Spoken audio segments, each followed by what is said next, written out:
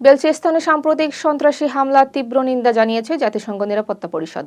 হামলাগুলোকে ঘৃণ্য ও কাপুরুষোচিত বলে আখ্যা দেওয়া হয়। বিএলএ হামলার দায় স্বীকার করেছে। নিহতদের পরিবারের প্রতি সমবেদনা জানানো হয়।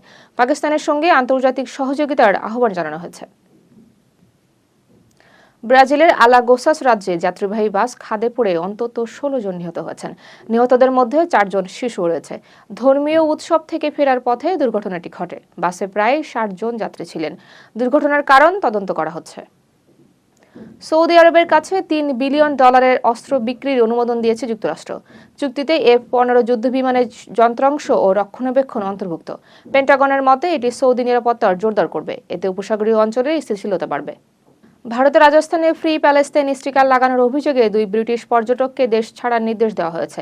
ভিসার শর্ত ভঙ্গ করায় তাদের ভিসা বাতিল করা হয়। গোয়েন্দা সংস্থার তদন্তে বিষয়টি ধরা পড়ে। ভবিষ্যতে ভারতে প্রবেশে নিষেধাজ্ঞার ঝুঁকি রয়েছে। ভারতের উত্তরপ্রদেশে অনলাইন গেমে আসক্ত হয়ে ৩ বোন আত্মহত্যা করেছে।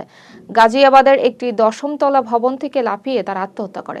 তাদের বয়স ছিল ১২, ১৪ ও ১৬ বছর। গেম খেলা নিয়ে পরিবারের সঙ্গে বিরোধ চলছিল। পুলিশ ময়নাতদন্তের অপেক্ষায় রয়েছে।